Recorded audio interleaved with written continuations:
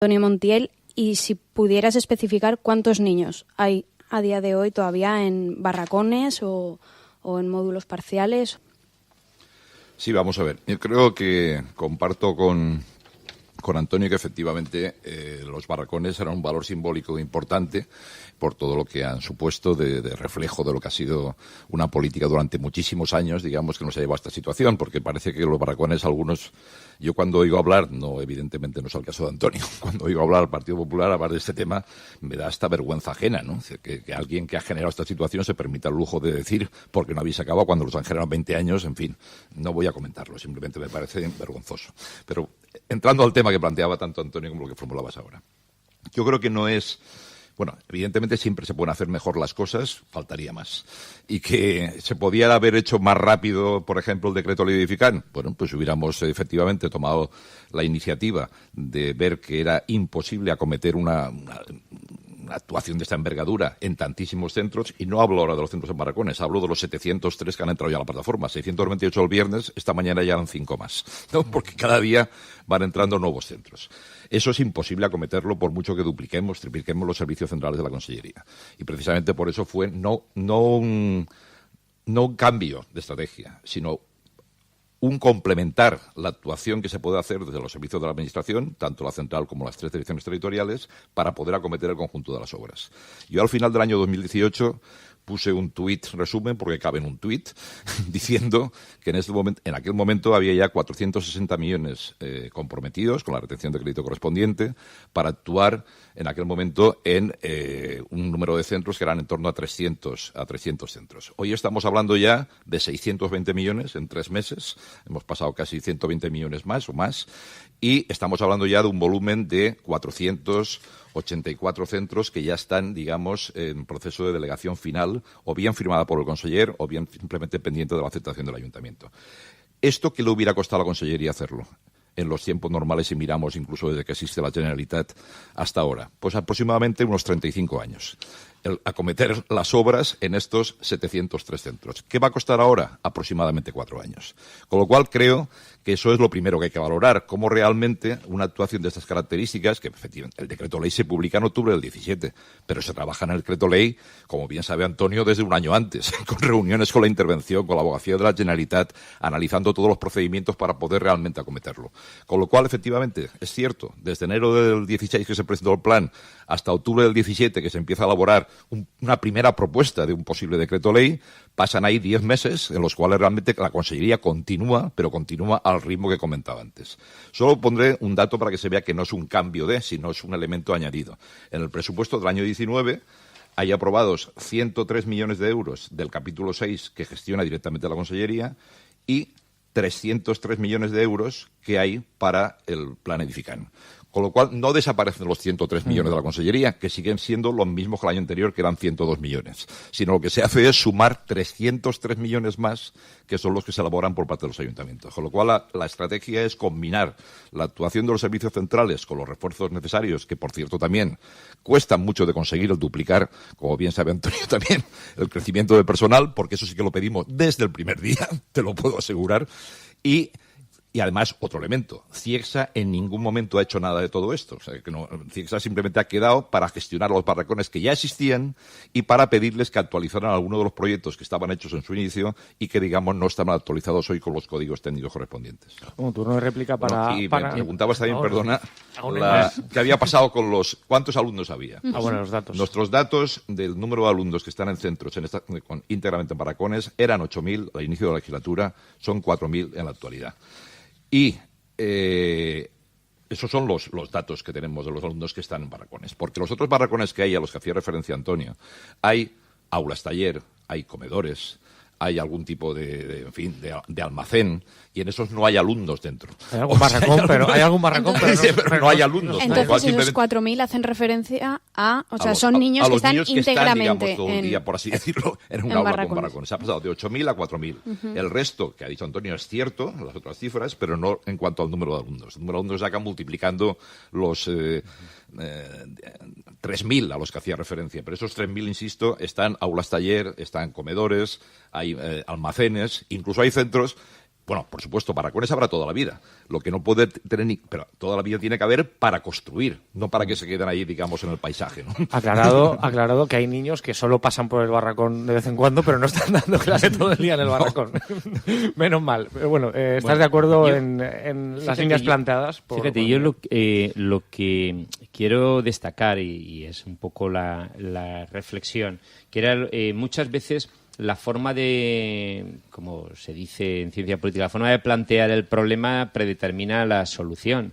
Lo que ha ocurrido, y yo vuelvo a esa idea de que no se hace una evaluación, aun teniendo toda la información e incluso intuiciones, porque toda la información no se tenía, cuando se estaba en la oposición y cuando se estaba en vísperas de las elecciones. Luego yo creo que el aterrizaje en la consellería y la evaluación de la situación, de la gravedad de la situación y el diseño de las soluciones, yo creo que es donde se falla.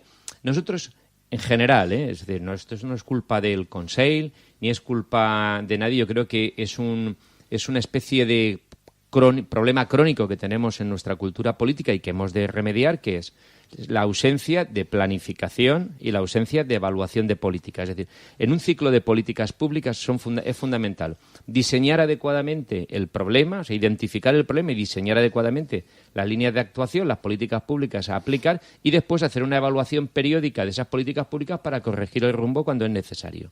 El problema aquí es que se lanza una idea en enero del 2016 en la que se iba a ir a pulmón a resolver los problemas de las infraestructuras educativas, en el que además se compromete la inversión de fondos procedentes de Europa, del Banco Europeo de Inversiones, para terminar en unos plazos determinados, y después hay que, sobre la marcha, reconocer que es imposible ese planteamiento y contar con los ayuntamientos. Claro, los ayuntamientos, en definitiva, son los principales interesados porque son la primera línea, la primera trinchera de la resolución de los problemas de escolarización de su municipio. No ya porque el alcalde sea responsable incluso ante la administración educativa del absentismo escolar, sino porque la escolarización es una prioridad en un estado social como el nuestro. Y los alcaldes están haciendo un esfuerzo sobrehumano para sacar adelante lo que es el Pla Edificant. Y están adelantando dinero. Claro, aquí yo quiero creer que funcionará regularmente el sistema y los ayuntamientos pasarán el menor tiempo posible sin, digamos, descapitalizándose o adelantando un dinero que después tienen que recibir de la Consellería. Claro, todo esto hecho ya cuando la segunda parte de la legislatura estaba avanzada, es decir, el Edificant aparece en octubre del 2017, es decir, hace menos de prácticamente año y medio, pues era una limitación terrible para conseguir el objetivo original de eliminar barracones, de mejorar las infraestructuras educativas, etcétera. Entonces yo creo que no solo que se pueda hacer mejor, es que se debía hacer mejor. Ahí, Marta. Antonio, vosotros hace cosa de... Bueno, en cuanto se presenta el plan Edificant, presentáis una moción para obligar al Consell a que presente informes semestrales sobre el grado de ejecución de ese plan y, bueno, al que se suma, una moción a la que se suma el PP. Al final se aprobó por unanimidad, ¿eh? Sí, hizo, pero en un principio, el 23 de noviembre del 2017. En un principio el PP era el que iba a firmarla, de hecho, conjuntamente. Pero ese es aunque el luego oportunismo del que hablaba antes. Vale, aunque luego se sumaran todos, el que en primer lugar quiere firmar esa moción para ir de vuestra mano era el PP. Ha cumplido el Consell con la entrega de esos informes semestrales y además también con las comparecencias del conseller, que también lo pedíais en esa moción, en las Cortes. Ahora ya las Cortes se han disuelto, pero ¿ha cumplido el Consell con la entrega de esos informes y con las comparecencias?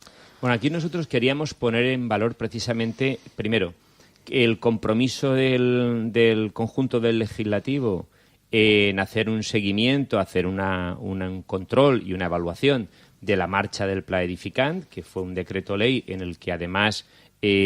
aunque nosotros sabíamos que había trabajos, hablo por Podemos, sabíamos que había trabajos, no participamos en la elaboración del decreto ley, Y nosotros lo que conseguimos es que todos los grupos parlamentarios, incluidos los grupos del Consell, Compromís y Partido Socialista, se sumaran a ese acuerdo que se adoptó el 23 de noviembre del 2017 por unanimidad. La primera comparecencia, precisamente de Miguel Soler, aunque nosotros el acuerdo especificaba claramente que tenía que ser el conseller, fue el 29 de mayo del 2018 y teníamos solicitada la segunda comparecencia semestral, pero nos ha interrumpido la convocatoria anticipada de elecciones, con lo cual no hemos recibido el segundo informe ni ha existido la segunda comparecencia. Y tampoco te querían a ti, compareciente, Miguel. Querían al conseller, No les gustó la explicación que dabas tú. No, Miguel, como ha demostrado ahora, es muy exhaustivo dando la información. Pero nosotros planteábamos que tenía un valor político importante que fuera el conseller el compareciente. Ahí yo sí que ahora contestas, Miguel, porque ha hecho interesantes reflexiones Antonio, pero yo quiero aprovechar también para lanzar otra pregunta o meter otro tema en el debate por la referencia que ha hecho Antonio del adelanto electoral. Yo creo que es interesante también para la gente y para los propios consistorios saber qué pasa con las elecciones. El resultado electoral puede congelar, destruir el planificar, me refiero, o son actuaciones que las que estén puestas en marcha en teoría sí que se deben llevar adelante. Parece, para vosotros es una pregunta igual un poco de perogrullo, pero supongo que la gente no sabe qué pasa con si hay un cambio de gobierno, con el programa que estáis llevando a cabo para digamos, arreglar todos estos problemas que hay con los centros escolares.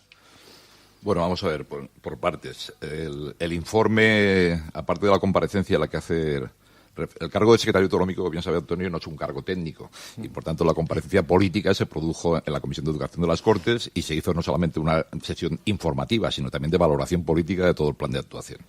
Otra cosa es que siempre pueda gustar más que vaya el conseller o que vaya el presidente de la Generalitat en vez de un conseller. Para estas cosas eso es habitual. Después el informe de diciembre del 18 se entregó también. Y, por tanto, el informe exhaustivo de toda la actuación del plan está entregado en las Cortes, aparte de la comparecencia del mes de mayo. Y, en cuanto al tema simbólico que comentaba antes, quiero decir también que recuerdo lo que he dicho antes al principio de la primera intervención. De los famosos 25 centros internos en barracones, hoy tenemos 10 acabados, 9 en obras, 2 que se licitan estos próximos 2 meses y 4 que son los 4 que faltan, licitados antes de que acabe el año 19. Con lo cual creo que va a haber, respecto a la promesa de que no habrá ningún centro barracones, pues un decalaje de 10 meses respecto a la promesa inicial. Y creo que también simbólicamente es un elemento importante. Sí, efectivamente, 10 meses después de lo dicho, pero van a estar los 25, digamos, o finalizados o en obras. Y luego, el plan Edificant, quiero también aclarar una cosa muy importante. Los ayuntamientos no adelantan ni un euro. El propio decreto ley establece que el ayuntamiento, al hacer la licitación, puede ceder el crédito a las empresas o a los servicios correspondientes que contraten. ¿Qué quiere decir eso? Que automáticamente, al hacer la licitación, ya ceden el crédito, hacen lo que se llama endosar, digamos en otros términos más coloquiales, el crédito a la consellería, y es la consellería la que está pagando directamente a los proveedores, tanto a los servicios de arquitectura como tal. Hasta ahora no conozco ningún ayuntamiento, porque lo pueden decidir hacer de otra manera, que haya decidido poner el dinero antes. No. Y así, de esa manera, precisamente porque está dentro, que estoy totalmente de acuerdo con él, así no hay ningún peligro de que el ayuntamiento... Y no parece el estilo de los alcaldes ese, ¿no? No, en absoluto. Es más, cuando se aprobó el decreto ley y se publicó, organizamos 5 grupos de trabajo para poder reunirnos ayuntamiento a ayuntamiento y tuvimos 412 ayuntamientos sentados que venían el alcalde, el concejal de urbanismo, el de educación, el interventor a veces, el secretario del ayuntamiento, para explicarles en qué consistía el plan, cómo se iba a trabajar, y a partir de ahí les recomendábamos a todos, porque la pregunta que hizo Antonio era obvia, dice, ¿y qué va a pasar si tenemos que adelantar el dinero? Digo, no tenéis que adelantar ni un euro, porque lo pone el propio decreto ley, y así se está aplicando. Ya se están pagando obras certificadas, las que se están haciendo, con lo cual no corren, insisto, los ayuntamientos ningún peligro, porque creo que esto es un tema importante que lo sepamos todos. Y en cuanto a otras cuestiones que se estaban planteando, evidentemente, claro que los alcaldes ponen ya no el alcalde, sino todo el equipo del ayuntamiento está trabajando y mucho. Y gracias a esa colaboración conjunta entre ayuntamientos y Generalitat se va a poder abordar lo que decía hace un rato. En vez de costarnos 35 años, nos va a costar 4 la intervención en 703 centros de la comunidad. Que eso es más del 50% de los centros de la comunidad. Estamos hablando de los 25 en barracones, pero es que hay 703 que requieren actuaciones importantes, que eso también refleja qué mapita nos habían dejado. O sea, qué situación más horrorosa. Y en el 19 no se acaba el mundo. En el 19 simplemente esto va a continuar. Y hacéis otra pregunta. ¿Y qué pasa con todo esto? Según el resultado de las próximas elecciones autonómicas. Esto es dinero comprometido.